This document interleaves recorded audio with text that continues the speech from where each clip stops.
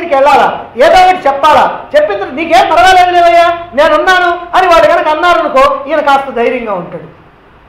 అదిగో దానికోసం అని చెప్పి ఇప్పుడు ఇదిగో ఈ ద్రోణాచార్యుడి దగ్గరికి వచ్చాడు. వచ్చి ఏం పర్వాలేదు, ఏం భయం లేదు అనేటువంటి మాట అనిపించుకోవడం కోసం ప్రయత్నం చేస్తున్నాడు. ఆ ప్రయత్నంలో భాగంగానే ఇప్పుడు ఇక్కడ అసందర్భ ప్రసంగం చేస్తున్నాడు, అధిక ప్రసంగం చేస్తున్నాడు, తన యొక్క బుద్ధిహీనతని బయట పెట్టుకుంటా ఉన్నాడు. ఏమిటి బుద్ధిహీనత అంటే, ఎవరక్కడే ఉంది ద్రోణాచార్యుడు. ఆ ద్రోణాచార్యుడి వయస్సు ఎంత, నీ వయస్సు ఎంత, నువ్వు ఆయనకి శిష్యుడివి, మరి ఆ ఎదురుగా ఉన్నటువంటి వాళ్ళు శిష్యులు, మరి వ్యూహరచన తెలిసినటువంటి వాడు ఆయన దగ్గరికి వచ్చి ఆ వ్యూహం చూడు, అదెంత బాగుందో చూడు, ఆ దృశ్యజుముడు ఎవరో తెలిసినా నీ శిష్యుడు, ఏమిటి ఆయన శిష్యుడని ఆయనకి తెలీదు. ఇది అసందర్భ ప్రసంగం, అధిక ప్రసంగం. కాబట్టి తనకి తెలియకుండానే తాను భయపడుతున్నాడు అనేటువంటి విషయం ద్రోణాచార్యుడికి అర్థమయ్యేటట్టుగా ప్రవర్తించాడు. ఇది అస్తవ్యస్త మనస్థితి. చీకట్లో ఇప్పుడు ఒంటరిగా ప్రయాణం చేస్తున్నారనుకోండి, ఒంటరిగా ప్రయాణం చేస్తుంటే ఎక్కడ ఏం చూసినా సరే దయ్యమేమో భూతమేమో అని భయం పుట్టుద్ది. ఎందుకంటే ఏమో అది మన మీదకి వచ్చి కొడుద్దేమో అని ఆ చీకట్లో ప్రయాణం చేసేవాడికి భయం పుట్టుద్ది. అలా భయం పుడితే వాడి భయాన్ని వాడు పోగొట్టుకోవడానికి ఏం చేస్తాడంటే ఒక ఏలేస్తాడు. ఏలేసిన తర్వాత మనసులో అనుకుంటాడు, నాకేం పర్వాలేదు, ఎవడొస్తాడు రమ్మను, దయ్యం కాదు భూతం కాదు, నా దగ్గరికి వస్తే మొత్తాన్ని ఖాళీ చేస్తాను అని అంటూ ఉంటాడు. ఇదిగో ఈ ప్రకటనమైనటువంటి మనస్తత్వం అంతా కూడా ఏమిటంటే అస్తవ్యస్త మనస్థితి. మనసు సరిగ్గా లేకపోతే, ప్రశాంతంగా లేకపోతే ఇలాంటి మాటలు అసందర్భ ప్రలాపాలన్నీ చేస్తూ ఉంటాడు అన్నమాట. ఇప్పుడు అలాంటి అస్తవ్యస్త మనస్థితితో వచ్చాడు దుర్యోధనుడు. ఆ వచ్చినటువంటి దుర్యోధనుడు ఏమంటున్నాడు, ఆచార్య, ద్రౌపదపుత్రుడు మీ శిష్యుడు బుద్ధిమంతుడైనటువంటి ఆ దృశ్యజుముని చేత ఏర్పాటు చేయబడినటువంటి ఆ పాండవ సేనా వ్యూహాన్ని ఒక్కసారి చూడండి అని అంటున్నాడు. ఇక్కడ దృశ్యజుమునికి 3 విశేషణాలు ఏర్పాటు చేశాడు. సేనం చూడండి అంటే విశేషమే లేదు, కానీ దృశ్యజుమునికి 3 విశేషణాలు ఏమిటి? 1 ద్రౌపదపుత్రేణ, 2 తవ శిష్యేణ, 3 ధీమత. మొదటిది ద్రౌపదపుత్రేణ. దృశ్యజుమ్నుడు అని సూటిగా పేరు చెప్పకుండా ఏం చేశాడు? ద్రౌపదపుత్రుడు అని అంటున్నాడు. అంటే ఇక్కడ ద్రోణాచార్యునికి ద్రౌపదుడితో వైరం ఉంది. ఎందుకనంటే ద్రోణాచార్యుడు ఆ ద్రౌపదుడు ఇద్దరు కలిసి చదువుకున్నారు. ఆ చదువుకునేటప్పుడు ఇద్దరు బాగా మంచి స్నేహితులు. ఆయనేమో రాజకుమారుడు, ఈయనేమో బ్రాహ్మణ కుమారుడు. సరే అలా చదువుకుంటూ ఉన్న రోజుల్లో ఒక రోజున ద్రౌపదుడు అన్నాడంట ద్రోణాచార్యుడితోటి, ఆచార్య, నేను గనక మా రాజ్యానికి రాజునైతే ఇకప్పుడు నీ దరిద్రం లేకుండా చేసేస్తాను, నీకు ఏం కావాలంటే అది ఇస్తాను అని అన్నాడంట. చదువుకునేటప్పుడు సరదాగా అనుకునే మాటలు అన్నమాట. సరదా అంటే రాజు కాబట్టి ఏం పర్వాలేదు, ఎందుకంటే ఒక బ్రాహ్మణుడికి ఏం కావాలి, ఒక 4 గోవులు కనుక ఇస్తే ఆయన బ్రహ్మాండంగా ఉంటాడు. కనుక అదేం పెద్ద గొప్ప విశేషం కాదు. ఇలా అన్నాడు. అన్నప్పటికీ కూడా పెద్ద అయిన తర్వాత ద్రోణాచార్యుడు కూడా ఏమి ఆయన దగ్గరికి పోయి చేయి దాపల. కానీ పాపం ద్రోణాచార్యుడి కుమారుడు పుట్టిన తర్వాత, అశ్వత్థామ పుట్టిన తర్వాత గర్భదరిద్రం. ఈ దరిద్రంలో పాపం పిల్లవాడికి పాలు ఇవ్వటానికి కూడా వాళ్ళకి పరిస్థితి బాగాలేదు. మరి అందరూ కూడా పాలు తాగుతూ ఉంటే ఈ అశ్వత్థామ కూడా తల్లిని, అమ్మ పాలు పాలు అని అంటుంటే ఏం చేయాలా? ఆవు లేదు, మరి పాలు కొనేటువంటి శక్తి లేదు. అందుకని ఏం చేయాలని తెల్లటి పిండి, ఏదో పిండి కనుకుంటే అది నీళ్ళల్లో కలిపి పాలు మాదిరిగా చేసి ఇచ్చేదంట. ఇది చూసి ద్రోణాచార్యుడు కళ్ళంబడి బటబట కన్నీళ్లు గారుస్తాడు. చివరికి ఒక రోజున ఆ చిన్నప్పుడు ద్రౌపదుడికి తనకి మధ్య జరిగినటువంటి సంభాషణ గుర్తుకొచ్చి ఏదో ఒక సహాయం చేయకపోతాడా అనేటువంటి ఉద్దేశంతో ఆ ద్రౌపదుడి దగ్గరికి వచ్చాడు. అలా వచ్చిన తర్వాత, నన్ను గుర్తుపట్టావా, నేను నీ స్నేహితుడిని, మనం ఇద్దరం కూడా చిన్నప్పుడు చదువుకున్నాం కదా అన్నాడు. అనగానే ఆ రాజ్య సింహాసనం మీద కూర్చునేటప్పటికీ ఆ ద్రౌపదుడికి కాస్త గర్వం వచ్చేసింది.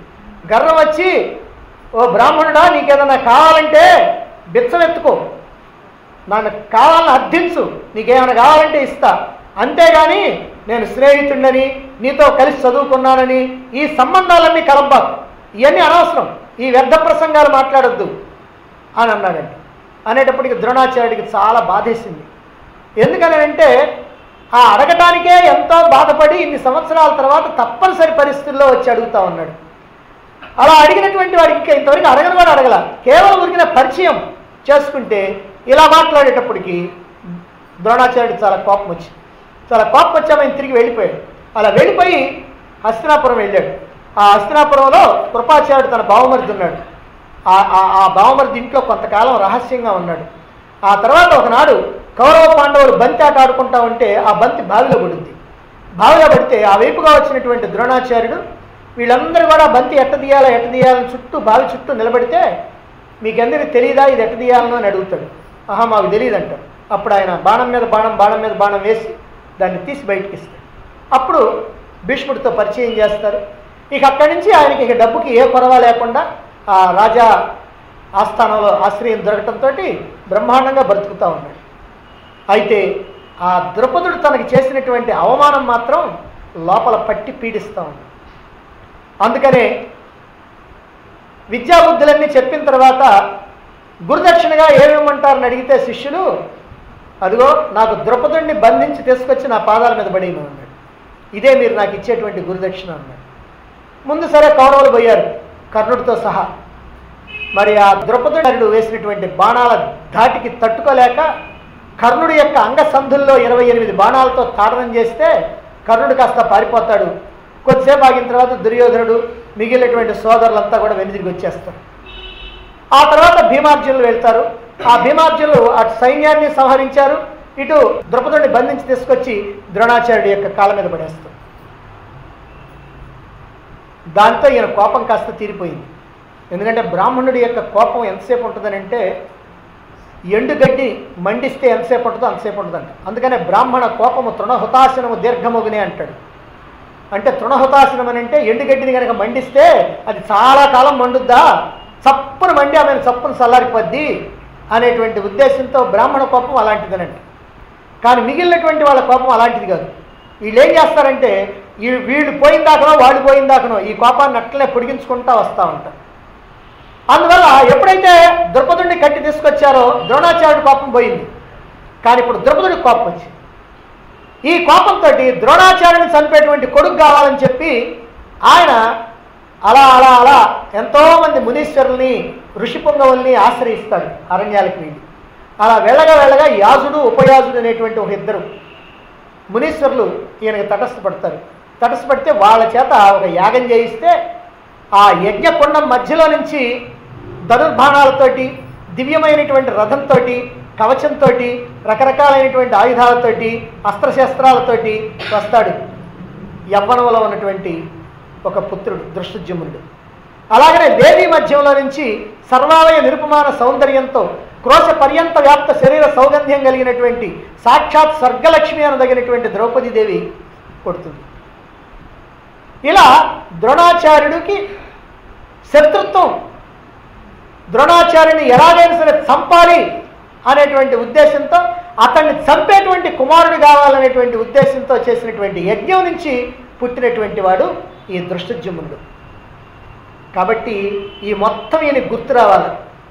ఎందుకని ఆయన దృష్టజుమ్నుడు అంటే ఈయన గుర్తురాదు. ఆయన ద్రౌపద పుత్రుడు అని అంటే ఆ ద్రౌపదుడి పేరు ఎత్తగానే కథ మొత్తం గుర్తుకు రావాలి. ఇది దుర్యోధనుడి యొక్క ఉద్దేశం. దుర్యోధనుడు ఎందుకని ఇక్కడ ద్రౌపద పుత్రేనా అని అంటున్నాడంటే ఆ ద్రౌపద పుత్రుడు అనడంతోనే ముందు ఆ పుత్రుడుగా రావాల్సి ద్రౌపదుడు. ఓహో ద్రౌపదుడు అంటే నా శత్రువు కదా, అంటే నన్ను వధించడానికని ఒక కుమారుణ్ణి కూడా కన్నటువంటి వాడు కదా అని గుర్తు రావాలి. అందుకనే ఓ ఆచార్య నీ అంతు చూడాలనుకున్నటువంటి నీ శత్రువు ద్రౌపదుడి యొక్క పుత్రుడు, నిన్ను వధించడం కోసం జన్మించినటువంటి దృష్టజుమ్నుడు అదిగో ఆ సేనకి నాయకత్వం వహిస్తున్నాడు అని ద్రోణాచార్యుడికి గుర్తు చేసి ఆయనకి రోషం ఎక్కించడం కోసమని ద్రౌపద పుత్రేణ అనేటువంటి పదాన్ని దుర్యోధనుడు ప్రయోగించాడు. ఇక తవ శిష్యేణ అనేటువంటి పదం అంటే వాడు ఒట్టి ద్రౌపద పుత్రుడైతే సరే కానీ అసలు నీ శిష్యుడయ్యా, నీ శిష్యుడు అదిగో ఎదురుగా ఉన్నటువంటి ఆ 7 అక్షౌహిణుల సేనకి నాయకుడైనటువంటి వాడు నీ శిష్యుడు. ఇట్లా నీ శిష్యుడు అని చెప్పడంలో దుర్యోధనుడి యొక్క ఉద్దేశాలు ఏమై ఉంటాయి? అతడి మదిలో ఎన్నో భావాలు మిదిలుంటాయి. నిన్ను చంపడానికే పుట్టినటువంటి వాడని తెలిసి కూడా నీ శత్రువు అయినటువంటి ద్రౌపద పుత్రుడని తెలిసి కూడా నువ్వు చక్కగా అతనికి అస్త్రశస్త్ర విద్యలన్నీ బాగా నేర్పావు. ఆహాహా నీ తెలివి తెల్లారినట్టే ఉంది అనేటువంటి ఎత్తి పొడుపు హేళన ఒకటి. ఇక రెండవది ఏంటంటే నీ శిష్యుడే కదా అని శిష్యవాత్సల్యం చూపిస్తావేమో, నా కొంప కొల్లేరవుద్ది. అయ్యా నా శిష్యుడే కదా నా శిష్యుడే కదా నువ్వు అనుకున్నావంటే నా పని అయిపోతాయి, నీకు నౌకలు చెల్లిపోతాయి. కాబట్టి నిన్ను చంపడానికే పుట్టినటువంటి వాడు కనుక నీ శిష్యుడైనంత మాత్రాన నువ్వేమి మెత్తగా ఉండేటువంటి పని లేదు, నువ్వేం మెత్తగా ఉండేటువంటి అవివేకమేం కాదు, నాకు తెలుసు అనేటువంటి భావన కోసం అని చెప్పి ఇదిగో తవ శిష్యేనా అని అంటున్నాడు. ఇంకో విషయం ఏంటంటే నీ శిష్యుడే కదా, అతడికి ఎంత అస్త్రశస్త్ర విద్యా నైపుణ్యం ఉన్నా అవన్నీ కూడా నీవు నేర్పినయే. కాబట్టి నువ్వు నేర్పావు కనుక నీకంటే మించినటువంటి వాడేవి కాడు. అతన్ని నువ్వే జయించి నీ గౌరవాన్ని నువ్వు నిలబెట్టుకోవాలి. ఇక అతని చేతిలో కనుక నువ్వు ఓడిపోయావా ఇక ఎంత నవ్వుబాట్ల వారి పని అవుతుందో తెలిసినా ఇక నిన్నందరూ కూడా నవ్వుతారు, ఇంతకంటే అప్రతిష్ట ఇంకోటి ఉండదు అని రెచ్చగొట్టేటువంటి ధోరణి. ఇవి ఈ మూడు విశేషాలు కూడా తవ శిష్యేణ అని అనటంలో ఉన్నాయి. ఇక మూడవది ధీమత అని అంటున్నాడు. ధీమత అంటే గొప్ప బుద్ధిశాలి, బుద్ధిమంతుడు అని. ఎందుకని అక్కడ ఉన్నటువంటి దృష్టజ్యుమ్నుడి బుద్ధిమంతుడు అంటున్నాడు? బుద్ధిమంతుల్ని కూడా బుద్ధి తక్కువ వాళ్ళు అనేటువంటి వాడు దుర్యోధనుడు. శత్రువు అయితే ఇప్పుడు పాండవుల్ని దుర్మార్గుల కింద లెక్కేసుకునేటువంటి వాడు. మరి అటువంటి వాడు ఆ ఎదురుగా ఉన్నటువంటి ఆ దృష్టజ్యుమ్నుడిని, అందుట్లో పాండవ సేనకి నాయకత్వం వహిస్తున్నటువంటి వాడిని బుద్ధిమంతుడిని ఎందుకంటున్నాడు?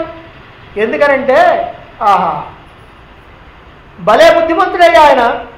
ఎవరు? ఆ దృష్టజ్యుమ్నుడు. బుద్ధిమంతుడు అంటాం ఏంటంటే ఎగతాళి అనమాట. అంటే భలే బుద్ధిమంతుడయ్యా, నీ దగ్గరే విద్యలు నేర్చుకొని ఆ విద్యల సాయంతో నిన్ను సంహరించడానికి సిద్ధమయ్యాడు. ఆహా గురువుకు పంగనామాలు పెట్టే బుద్ధిమంతుడే అని ఇట్లా వ్యంగ్య ధోరణి. గురువుకి పంగనామాలు పెట్టడానికి సిద్ధమైనటువంటి బుద్ధిమంతుడయ్యా ఆయన అని ఒకటి. రెండవది ఏంటంటే ఇంత గొప్పగా పాండవ సేనావాహిని వజ్రవ్యూహంగా తీర్చిదిద్దడం అనేటువంటిది సామాన్యమైనటువంటి విషయం కాదు. దృష్టజ్యుమ్నుడు గొప్ప వ్యూహరచన నైపుణ్యం కలిగినటువంటి వాడు అని రుజువు అవుతా ఉంది ఇప్పుడు. ఎందుకనంటే ఇలాంటి వ్యూహాన్ని ఏర్పాటు చేశాడు కనుక అతడు చాలా గొప్ప బుద్ధిమంతుడు అని నిజంగానే మెచ్చుకోవటం. కాబట్టి అతడి విషయంలో నువ్వు చాలా జాగ్రత్తగా ఉండాలి అని హెచ్చరించడం ఇందులో ఉన్నటువంటి విశేషం. ఈ ఉద్దేశాలతోనే ధీమత, బుద్ధిమంతుడు అని దుర్యోధనుడు అనటం జరిగింది. మరి తనకి 11 అక్షౌహిణుల సేన ఉన్న, పాండవులకేమో 7 అక్షౌహిణుల సేనే ఉన్నప్పటికీ కూడా దుర్యోధనుడు ఎందుకని ఈ రకంగా భయంతో ఉంటూ ఉన్నాడు? సేన తక్కువ కదా, అంతకు ముందే తండ్రి దగ్గర చెప్పాడు కదా. అలాగే తన పక్కన గొప్ప గొప్ప వీరులు ఉన్నారు కదా, మరి అటువంటి వాళ్ళ వైపున అంతటి గొప్ప వీరులే లేరు కదా. మరే ఎందుకని ఇట్లా అంటున్నాడు? ఎందుకని ఇలా భయపడుతున్నాడు? ఎందుకని మహతీం చమం, అదిగో గొప్పదైనటువంటి సేన అని పాండవ సేనని చాలా గొప్పది అని చెబుతున్నాడు. ఎందుకనంటే ఇది దుర్యోధనుడి మనస్సులో ఉన్నటువంటి భయం, ఆ దుర్యోధనుడి మనస్సులో ఉన్నటువంటి అలజడి, అస్తవ్యస్త మానసిక స్థితి వ్యక్తమవుతుంది. పాండవ సేన వజ్రవ్యూహంలో ఉంది. ఈ వజ్రవ్యూహం అనేటువంటి దుర్భేద్యమైనటువంటి వ్యూహం. అంతేకాకుండా వ్యూహముఖంలో ఇది అసలు భయంకరమైనటువంటి విషయం. వ్యూహముఖంలో తనకి పోటీదారుడైనటువంటి భీమసేనుడు క్రోధం మూర్తిభవించి నిలబడ్డాడు గదాదండాన్ని ధరించి. అదిగో అలా ఎప్పుడైతే ఆ భీముడిని చూశాడో ఈ దుర్యోధనుడిలో ఈ భయం ప్రారంభమైంది. మరి దుర్యోధనుడు ఎలాంటి వాడు? ఈ భయం కలగటానికి కారణం ఏంటంటే ఆసురీ స్వభావం కలిగినటువంటి దుర్యోధనుడు. ఆసురీ స్వభావం కలిగినటువంటి వాడు. ఆసురీ స్వభావం కలిగినటువంటి వాడి లక్షణం ఏమిటంటే భగవంతుడిని కాదని భగవంతుడు ఇచ్చినటువంటి వస్తువుల మీద వ్యామోహం చూపించేవాడు. ఇప్పుడు మనమందరం కూడా అదే రకం, దుర్యోధనుడు కూడా అదే రకం. ఒక ఆమంట వాళ్ళ ఆయన కొనక్క ఓ ముక్కు పొడకు కొనిపెట్టాడు. ముక్కు పొడకు కొనిపెడితే సరే పాపం ఎప్పుడూ ఏమీ కొనుక్కోలేదు కాబట్టి ముక్కు పొడకు కొనేటప్పటికి అదే గొప్పగా ఉంది ఆమెకి. అందుకని ఆ పక్కింటి ఆమెకి